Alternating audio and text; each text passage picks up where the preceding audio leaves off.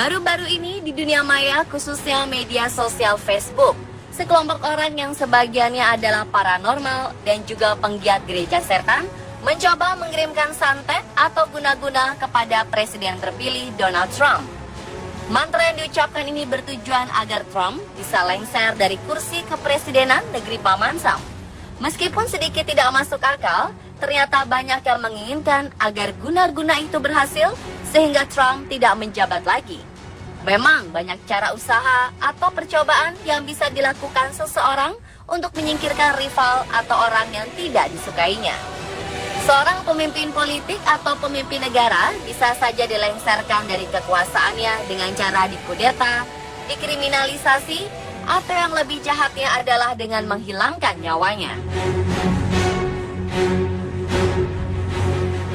Telah banyak contoh kasus pembunuhan dan percobaan pembunuhan yang dilakukan kepada pemimpin negara. Pemirsa, inilah kasus percobaan pembunuhan pemimpin negara versi On The Spot.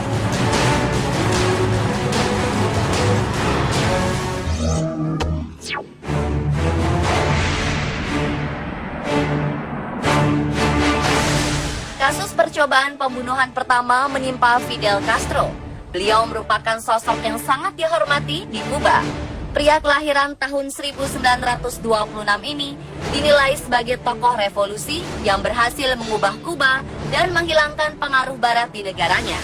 Tetapi ternyata selama masa kepemimpinannya, menurut mantan pengawalnya, ia harus menerima 638 kali percobaan pembunuhan.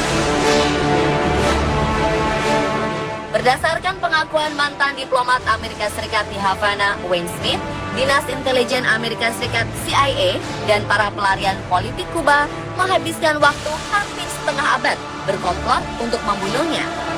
Upaya percobaan pembunuhan ini dengan cara menggunakan pil beracun, pena yang dilengkapi dengan jarum beracun, merekrut mantan kekasih Castro, Marita Lawrence, untuk dijadikan eksekutor pembunuhan.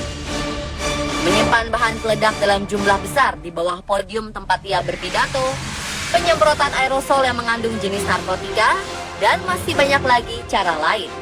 Hasilnya, segala usaha itu hampir sia-sia karena percobaan pembunuhannya selalu digagalkan oleh pengawalnya atau oleh sang presidennya sendiri.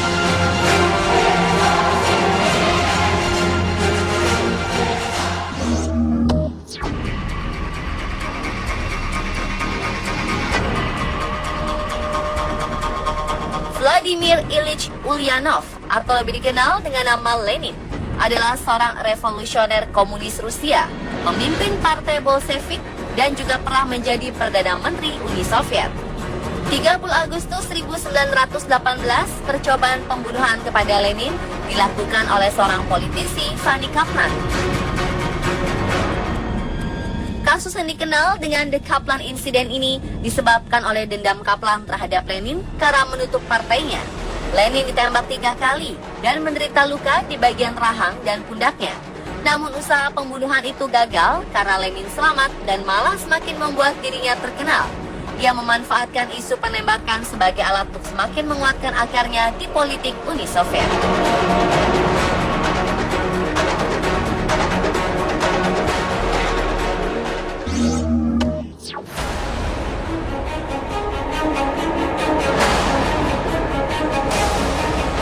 Pemirsa, tokoh Jerman sekaligus pemimpin Nazi Adolf Hitler terkenal karena menyebabkan terjadinya Perang Dunia Kedua.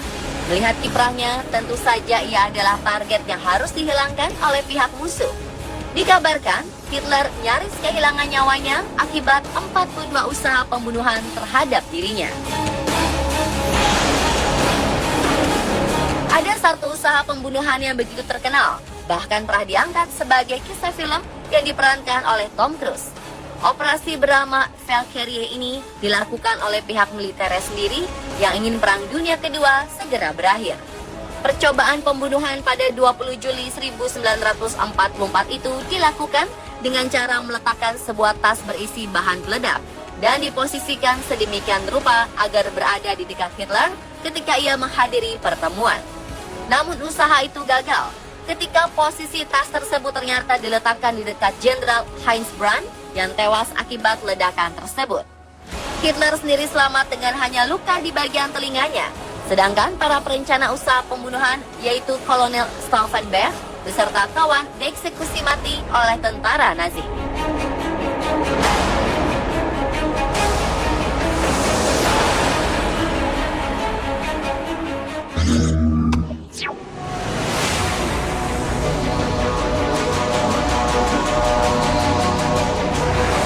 Menjadi presiden untuk negara besar seperti Amerika Serikat tentunya bukan hal yang mudah. Ia bisa saja menjadi target pembunuhan dari berbagai pihak yang tidak menyukai kebijakannya, seperti Abraham Lincoln dan John F. Kennedy. Kedua tokoh ini menjadi korban pembunuhan karena ada sekelompok orang yang tidak menyukainya. Namun untuk percobaan pembunuhan kepada Ronald Reagan bisa disebut unik dan sangat aneh. Presiden Amerika Serikat ke-40 itu ditembak oleh seorang pria bernama John Hinckley Jr. pada 30 Maret 1981. Motif dari percobaan pembunuhan ini bukan karena ia membenci Reagan, melainkan Hinckley hanya ingin terkenal agar aktris favoritnya, yaitu Jodie Foster, dapat menyadari keberadaannya. Dan setelah berkali-kali berusaha mendapatkan perhatian dari Foster tapi gagal, Hinckley nekat menembak presiden kelahiran tahun 1911 itu.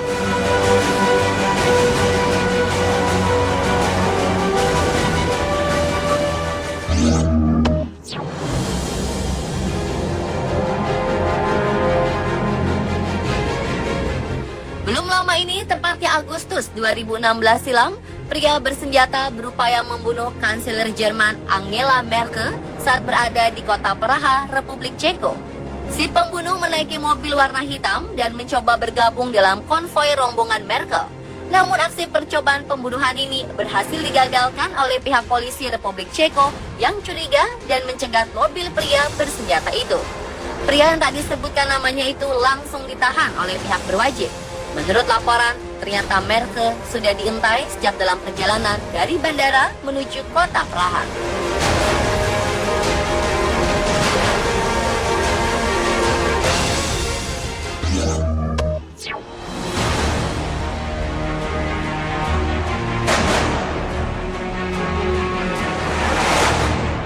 Pada era Kaisar Jepang Hirohito memimpin, yaitu tahun 1940, ada upaya percobaan pembunuhan terhadap dirinya. Diceritakan pada pertengahan Agustus 1945, ketika Perang Dunia Kedua akan segera berakhir, Jepang dibombardir oleh Amerika, terutama kota Nagasaki dan Hiroshima. Dan karena itulah Kaisar Hirohito ingin menyatakan menyerah kepada Amerika. Ternyata niatnya itu tidak diterima oleh beberapa pihak tentara Jepang, sehingga timbullah rencana untuk tetap menyerang Amerika dan membunuh sang Kaisar Hirohito. Beruntung rencana tersebut segera didengar oleh petinggi Jepang dan dapat digagalkan. Jika tidak, maka Amerika akan menjatuhkan lagi sekitar 7 bom nuklir untuk di wilayah Jepang pada tanggal 1 November 1945.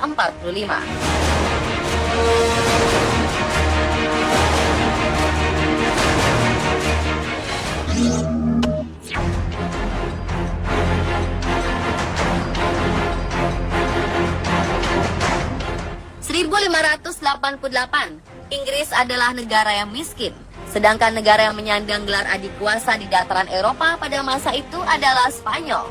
Negara Spanyol yang saat itu dipimpin oleh Raja Philip menginginkan anaknya menjadi raja di dataran Inggris, serta menginginkan agama Katolik disebar di pulau tersebut. Untuk memuluskan rencananya itu, Raja Philip berencana melakukan pembunuhan terhadap pemimpin Inggris, yaitu Ratu Elizabeth I. Spanyol mulai mengirimkan armada perangnya ke Inggris untuk membunuh sang ratu, lalu mengambil alih kerajaannya. Namun nasib tak dapat diubah. Pelayaran pasukan Spanyol harus berakhir di tengah lautan karena terampas badai dan cuaca buruk yang membuat seluruh awak dan pasukan tersebut tenggelam sebelum menyentuh daratan Inggris. Mungkin jika rencana pembunuhan Ratu Elizabeth I itu berhasil dilakukan, bisa saja negara bernama United Kingdom dan revolusi Amerika tidak akan terjadi.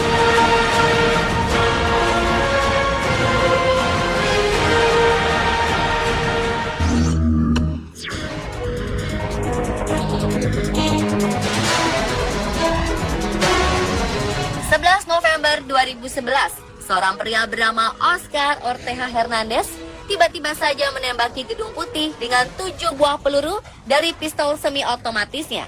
Ia berencana ingin membunuh Presiden Barack Obama. Namun usahanya itu tidak berhasil. Pelaku kemudian ditangkap dan dibawa ke kantor polisi untuk diselidiki. Setelah diselidiki, motif Hernandez untuk membunuh Presiden Amerika Serikat ke-44 adalah karena ia mengklaim bahwa Obama adalah seorang antikristus. Dan ia ingin membunuh Obama karena ia tak suka dengan pemimpin yang antikristus. Ternyata beberapa minggu sebelumnya, Hernandez pernah mengirim sebuah video kepada presenter terkenal Oprah Winfrey.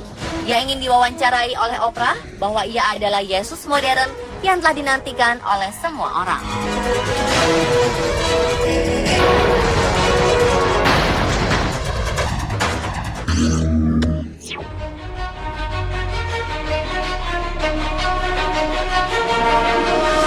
Yang terakhir adalah Insinyur Soekarno.